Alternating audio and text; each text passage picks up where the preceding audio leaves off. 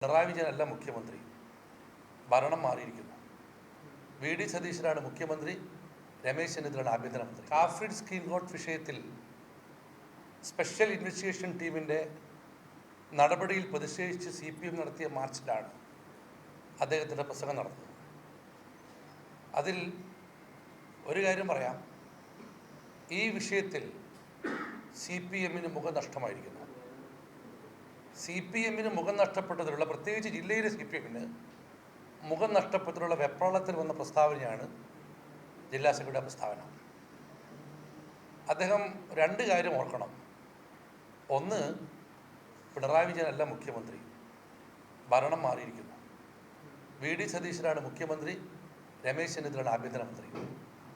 കഴിഞ്ഞ 10 വർഷക്കാലമായി പോലീസിനെ അടക്കി ഭരിച്ച ആ ആധിപത്യ മനോഭാവത്തിനാണ് സ്റ്റേറ്റ്മെൻറ്റ് വന്നതെങ്കിൽ അത് തിരുത്തേണ്ട സമയമായിരിക്കുന്നു.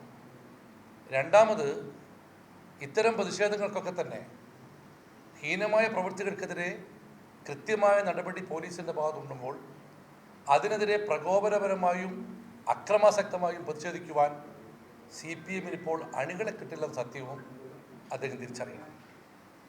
അദ്ദേഹത്തിൻ്റെ പ്രകോപനപരമായ പ്രസംഗം ഒരു സംശയവും വേണ്ട, ഈ വെപ്രാളത്തിനുണ്ടായതാണ്. ഈ രണ്ട് കാര്യങ്ങൾ അദ്ദേഹം കൃത്യമായി ബോധ്യപ്പെടണം. പിന്നെ അദ്ദേഹത്തിൻ്റെ പ്രസംഗത്തിൽ മറ്റൊരു കാര്യം പറഞ്ഞു, ഷാഫി പറമ്പിലിനെയും പാലക്കാടിനെയും പുറത്തിറക്കിയില്ല. അദ്ദേഹം അകത്ത് പോകാതെ നോക്കിയാൽ കൊള്ളാം എന്ന് മാത്രമാണ് അതേക്കുറിച്ച് പറയാനുള്ളത്. ഷാഫി പറമ്പിലും പാലക്കൽ അബ്ദുല്ലൊക്കെ ജനങ്ങളുടെ ഇടയിൽ ജീവിക്കുന്ന നേതാക്കളാണ്. അവരെ പുറത്തിറക്കാതിരിക്കാനുള്ള സംവിധാനമൊന്നും ചെയ്യാനുള്ള ശക്തി ഇന്നത്തെ CPMനില്ല. അവരെ പുറത്തിറക്കില്ല എന്ന് പറയുന്ന CPM ജില്ലാ സെക്രട്ടറി മറ്റു കാരണങ്ങളിൽ അകത്തു പോകാതെ നോക്കുന്നത് നന്നായിരിക്കും.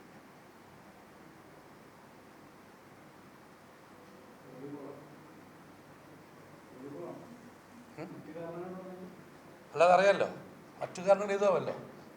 ഒരാളകത്ത് ഞാൻ പറഞ്ഞാലല്ലോ, അദ്ദേഹത്തിൻ്റെ പേരിൽ എന്തൊക്കെ കേസ് വന്ന് കണ്ടല്ലോ. അല്ല, അറിയാമല്ലോ, വന്നല്ലോ.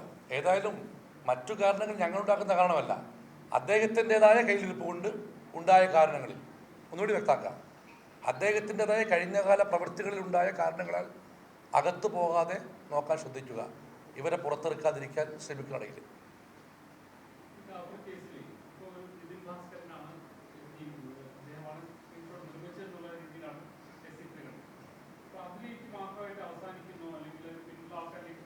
അതിൻ്റെ അന്വേഷണമൊക്കെ തീരുമാനിക്കേണ്ടത് SIT ആണെങ്കിലും അന്നും ഇന്നും ഞാനാണ് DCC പ്രസിഡന്റ്, അന്ന് ഷാഫി പറമ്പിൻ്റെ ചീഫ് ഇലക്ഷൻ കൂടിയാണ്.